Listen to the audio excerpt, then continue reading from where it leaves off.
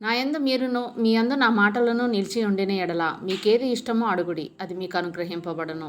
Praise the lord. యూట్యూబ్లో ఈ వాక్యం వింటున్న ప్రతి ఒక్కరికి మన ప్రియమైన యేసుక్రీస్తు నామములో శుభములు తెలుపుకుంటున్నాను. నా ప్రియ సహోదరి సహోదరులారా, ఈరోజు మనం ధ్యానించబోయే అంశము మీకేం కావాలో అడగండి. ఈ అంశం కొద్దిసేపు ధ్యానించమని దేవుడు నన్ను ప్రేరేపించారు. అయితే వాక్యం మీద చేరిందంటే దేవుడు మీరు ఈ వాక్యం వినాలని కోరుకుంటున్నాడు కనుక ఎక్కడ స్కిప్ చేయకుండా పూర్తిగా వినండి.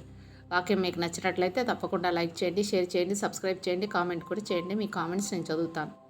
ఇక వాక్యంలోకి వెళ్ళిపోదాం.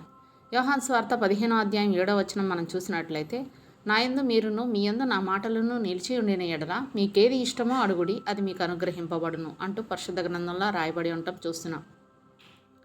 యేసు ప్రభువే స్వయంగా చెప్తున్నాడు, మీకేది ఇష్టమో అడగండి అని. కాబట్టి మన దగ్గర ఒక పెద్ద చిట్టా ఉంటుంది కదా, అది విప్పి ఇక ఏకరవు పెట్టడమే తరువాయి. బైబిల్లో రాయబడిన వాక్యాల్లో మనకి ఇష్టమైన మనకి అనుకూలమైన వాక్యాన్ని ఆధారం చేసుకొని మన జీవితాన్ని నడిపించుకోవాలని అనుకుంటాం. దానికి ముందు దాని తర్వాత రాయబడిన వాక్యాల జోలికి అస్సలు వెళ్ళం. అడుగుడి మీకు ఇయ్యబడును అన్న వాక్యాన్ని బట్టి అడగడమే మన బాధ్యత అనుకొని అవసరమైనవి అవసరం లేనివి అడిగి మనం అనుకున్న సమయానికి అవి అందకపోతే దేవుణ్ణి తిట్టుకుంటూ ఉంటాం.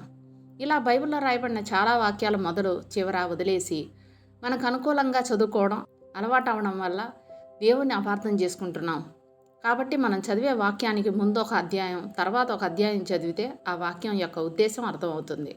లూకాసు వార్త 11వ అధ్యాయం 9వ వచనంలో రాయబడిన ప్రకారం అడుగుడి మీకు ఇయ్యబడును అన్న మాటను పట్టుకొని మనం దేవుణ్ణి నిందిస్తున్నాం. మనం గమనించినట్లయితే పిల్లలు అడిగే ప్రతి దాన్ని తల్లిదండ్రులు వారికి ఇవ్వరు.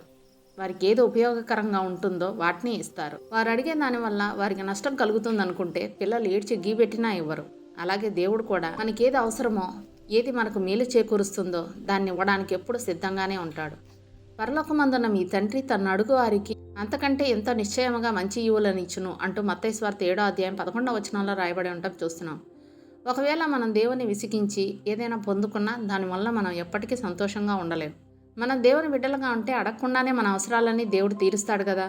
మరి మనం దేవుణ్ణి అడగాల్సిన అవసరం ఏముంటుంది? ఆకాశ పక్షులని అడవి జంతువులని పోషించే దేవుడు ఆయన పోలిక చొప్పున సృజించుకున్న మనుషులను ఖచ్చితంగా పోషిస్తాడు కదా. మీరు మీ తండ్రిని అడగక మునిపే మీకు అక్కరగానున్నవేవో ఆయనకు తెలియదు అని మత్తయి సువార్త 6వ అధ్యాయం 8వ వచనంలో చెప్పిన దేవుణ్ణి మనం ఏం అడగాలి?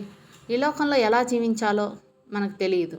కాబట్టి పరిశుద్ధాత్మ నడిపింపు కోసం పరిశుద్ధాత్మను దయచేయమని మనలో దేవుని వాక్యం నిలిచి ఉండాలని దేవుణ్ణి అడుగుదాం.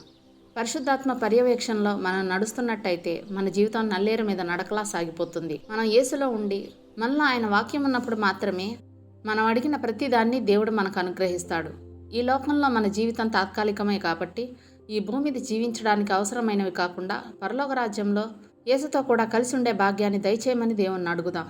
మళ్ళీ నెక్స్ట్ వీడియోలో మనం కలుసుకుందాం. అప్పటి వరకు మన దేవుని ప్రేమయో రక్షకుడైన యేసుక్రీస్తు కృపయో పరిశుద్ధాత్మ సహవాసం ఇప్పుడు ఎల్లప్పుడూ మీకును మీ కుటుంబానికి తోడైండును గాక. ఆమేన్.